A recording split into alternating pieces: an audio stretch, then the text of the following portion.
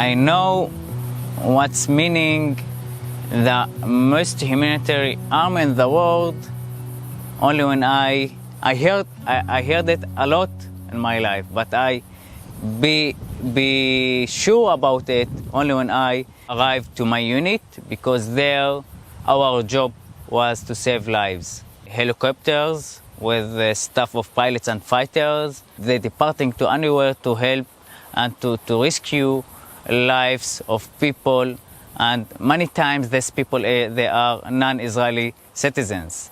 And when I saw that, I knew how much Israel is a humanity country, and especially the IDF. And I have to say that the IDF, the most equalizer system in the Israeli country, like Jews, Christian, Jews, and everyone, only place in the world that all this mix, they called each other Achi, like my brother. It's the IDF. My village and my Bedouin community they not required to serve, but we do that because we think that we have to do that and to protect our country. Every year, at least 400 or 500 Bedouins from the whole Bedouin community in Israel that are joining to the IDF. Firstly, they was joining to a special Bedouin unit, but today we can find Bedouins in the all units of the IDF. Like me, I served in the Israeli Air Force, and now you can find other people that serving in the Navy, in the Israeli Air Force, and in other units. I'm very proud to see a Bedouin teenagers that succeed to integrate to special units in the IDF. So what can you tell me about how the Arab world sees you as an Israeli, Bedouin, Muslim, living in Israel, and what kind of hate do you experience? For truth, it's a mixed reactions I got from the Arab world.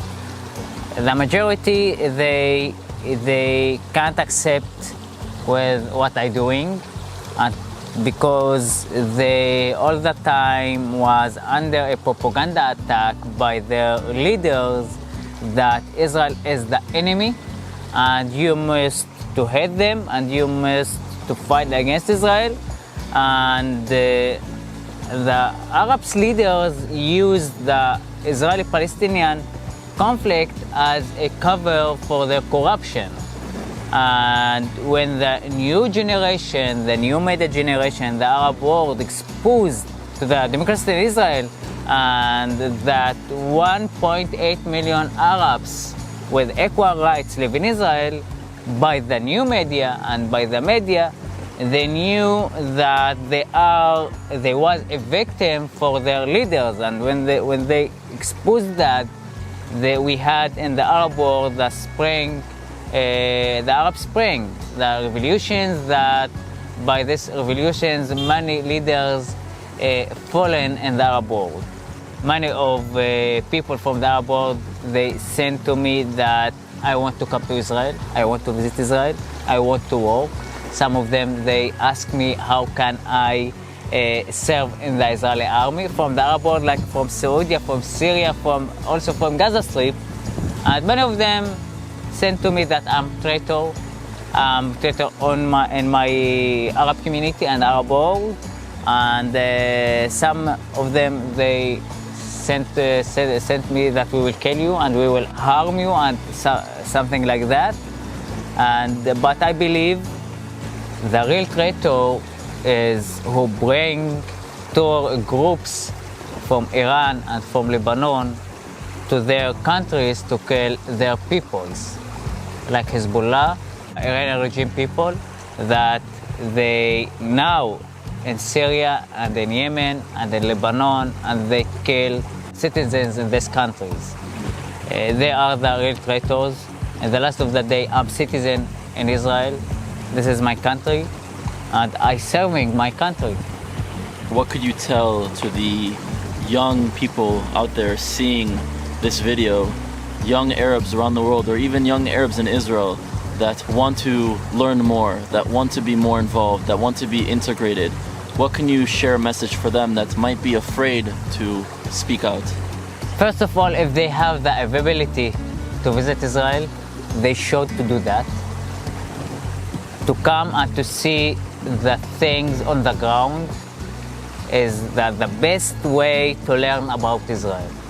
To visit the Israeli towns, to walk in the Israeli roads, and to see how Arabs and Jews working together, studying together, and serving in the army together, and to learn and to research different sources about Israel, not only by one source. Because if I all the time using or watching the Al Jazeera channel, I will hate Israel. Because Al Jazeera all the time inciting against Israel, like other Arab media channels. But if we research and we using other and different media sources, we will understand that is so complicated. Before we take any side of the conflict between the Palestinian-Israeli conflict, I want them to check the Quran, what the Quran said of the Jewish people. The Quran said that we have to respect them. They are the book people, and in Surah Al-Ma'idah, part 2021, that God commands the Moses prophet to leave Egypt and to go to take their people to the Holy Land. The Holy Land is Israel here. You came one time or a few times when I was at Columbia University, and you experienced a little bit about the anti-Zionism, anti-Semitism, BDS movement on campuses. What can you tell me about your experience, and what can you tell students today in America or all over the world dealing with this? What would you tell them to do as an Israeli? For truth, these students that I met at Columbia University, they are, in my view, they are victims. Victims of a propaganda campaign, a false campaign. They only harming the Palestinians, and they think that they help the Palestinians, but the reality is they harming the Palestinians. And the BDS, many years, I think at least 15 years, they trying to harm Israel, to boycott Israel. But Israel in these years become more and more successfully and become more and more acceptable a country for the world.